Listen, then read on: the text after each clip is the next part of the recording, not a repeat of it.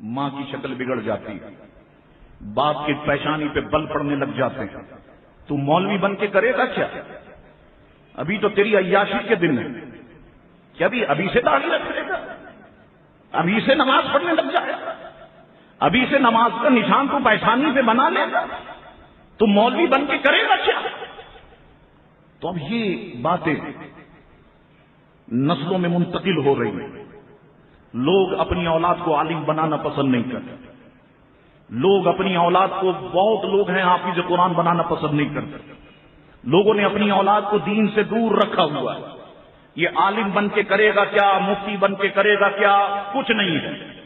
اور تمہیں میں سچ بتاؤں، برا مت ماننا، لوگ آ کر کے عالم کے ہاتھ تو چومتے ہیں، پاؤں تو چومتے ہیں، بیعت ہونے پر فخر تو کرتے ہیں، لیکن اگر میں اسی عالم کا رشتہ لے کر آپ کے گھر جاؤں کہ صاحب ایک لڑکا ہے، متقی پرہیزگار ہے، نمازی ہے، روزے دار ہے، اور آپ اس سے محبت بھی کرتے ہیں، تو اگر آپ اپنی بیٹی اس کے رشتے میں دے دیں تو بہت اچھا نہیں ہوگا، اگر آپ اپنی بہن اس کے رشتے میں دے دیں تو بہت اچھا نہیں ہوگا۔ اب ان صاحب کی پیشانی پہ بل پڑنے لگ جائیں گا، چہرے پہ 12 بجنے لگ جائیں گا، میں نے کیا بیٹی اس لیے پیدا کی تھی کسی مولوی کو دوں؟ اور پھر بیٹی ہی انکار کر دے گی۔ اور میں یہ دعوے سے کہتا ہوں، آج عالم کے گھر میں اگر بیٹی ہو، وہ بیٹی بھی داڑھی والے کو پسند نہیں کرتی، یہ تو ساری زندگی نمازیں پڑھنے لگ جائیں گے، روزے رکھنے لگیں گے، کیا حاصل ہوگا؟ اور میں یہ کہتا ہوں، عالم کو تماشا کس نے بنایا؟ آپ لوگوں نے بنایا، معاشرے نے بنایا۔ پوچھو تو صحیح، کسی مسجد میں عالم کی تنخواہ کتنی ہے؟ جاؤ پوچھو، کتنا دیتے ہیں لوگ؟ 8,000، 6,000، 10,000۔ 1 منٹ اگر اوپر ہو جائے سب آنکھیں دکھانے لگتے ہیں۔ آپ نے 1 منٹ اوپر کیوں کر دی؟ آپ نے 5 منٹ اوپر کیوں کر دی؟ کیوں؟ عالم تمہارے باپ کا نوکر ہے، تم جو چاہے 6,000 میں اسے سنا دو، 8,000 اور 10,000 میں اسے سنا دو۔ جاؤ، جتنی مسجد سے متصل باتھ روم ہیں، جاؤ اس بنگی، اس جمع دار سے پوچھو اس کی تنخواہ کتنی ہے۔ وہ تو مہینے کے 25-30 ہزار روپے کماتا ہے، جو گٹر صاف کرتا ہے، جو تمہیں نماز پڑھا رہا ہے، جو علم دین پڑھا رہا ہے، علم دین سکھا رہا ہے، اس کو تم نے 10,000 کا غلام بنا دیا، 8,000 کا غلام بنا دیا۔ وہ غریب اچھے کپڑے نہیں پہن سکتا، اچھا امامہ نہیں باندھ سکتا۔ مجھے بتاؤ، اس معاشرے نے دیا کیا علماء کو؟ ذلیل کیا، رسوا کیا۔ اس لیے تو یہ شہر لاشوں کا گڑھ بن گیا۔ یہی وجہ ہے کہ آج جو درندگی ہے، اس کی وجہ یہ بھی ہے کہ لوگوں نے علماء کا مذاق اڑایا، علماء کا تماشا اڑایا۔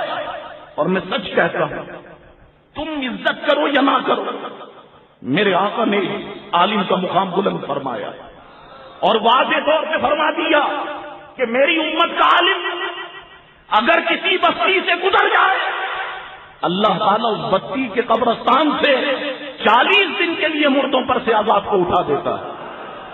فرما دیا میری امت کا عالم اگر کسی قبرستان میں دفن کر دیا جائے، اللہ تعالیٰ اس کے صدقے سے اس کے چاروں طرف کی 40 قبروں کو منور فرما دیتا ہے۔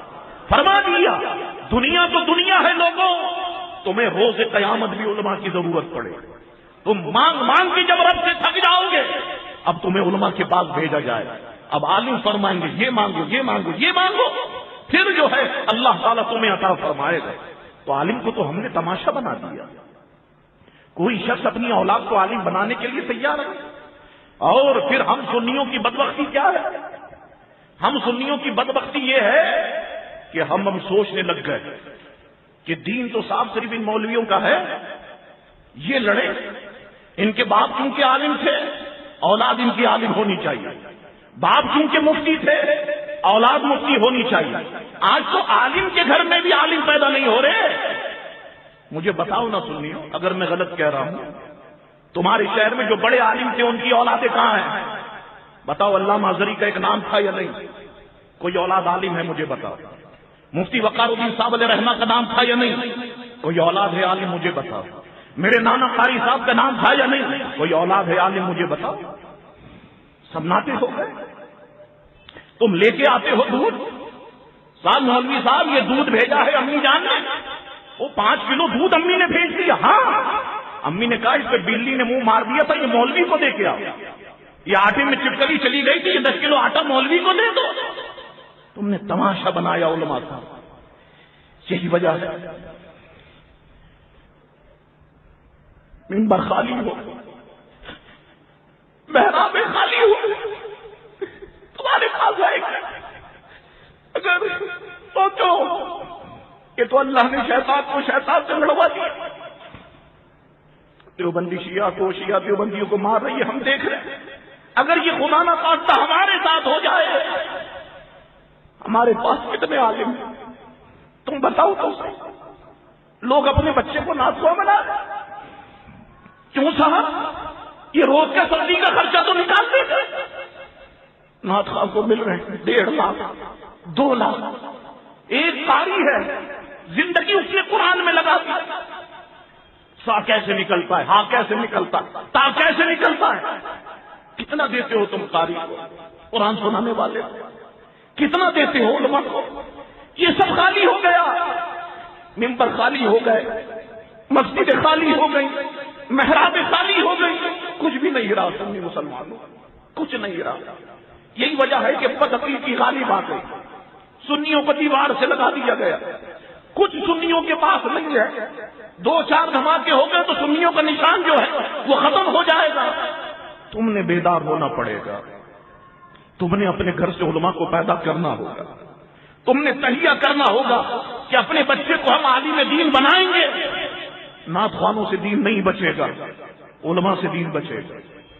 نعت خواں کیا دلیل دیں گے؟ ان سے اگر گفتگو ہو جائے کہ نور پہ گفتگو کرو، کیا کہیں گے؟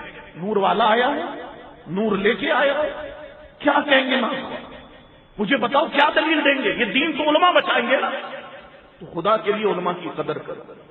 یہ بات اس لیے نہیں کی کہ تم میری عزت کرو، میرے ہاتھ سنو، کوئی ضرورت نہیں ہے.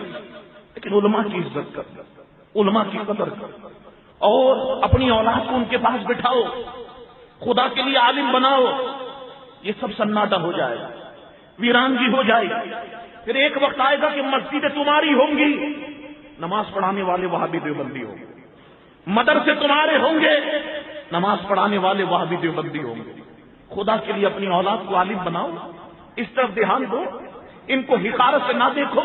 اور آج وہ دور آ گیا، بچے داخل ہوتے ہیں 100-200 کی تعداد میں، آخری میں 2 مہینے کے بعد کتنے رہ جاتے ہیں؟ 8-10. کراچی والا کوئی نہیں، سب بیچارے باہر کے آتے ہیں، دین پڑھ کے یہاں سے جاتے ہیں. جب ہم کراچی والوں کو کہتے ہیں، وہ کہتے ہیں ماں ناراض ہو جاتی ہے، تیرے 2 بھائی کام کرتے تب وقت تو کیوں نہیں کام کرتا؟ اب یہ اگر پڑھائی میں توجہ نہیں کرے گا، یہ کام میں لگ جائے گا، تو دین کیسے پڑھے گا؟ تو یاد رکھو سنی مسلمانوں، تمہیں اس پہ سوچنا ہوگا بیٹھ کر کے. اللہ تمہیں اولادوں سے نوازے تو ایک اولاد کو ضرور عالم بناؤ. خدا کے لیے تم نے ایک اولاد کو عالم اور حافظ بنا دیا تو روز قیامت اللہ کے حکم سے تمہارے سروں پہ نور کی دستاریں ڈالی جائے گی. یہ دنیا تو ختم ہونے والی ہے.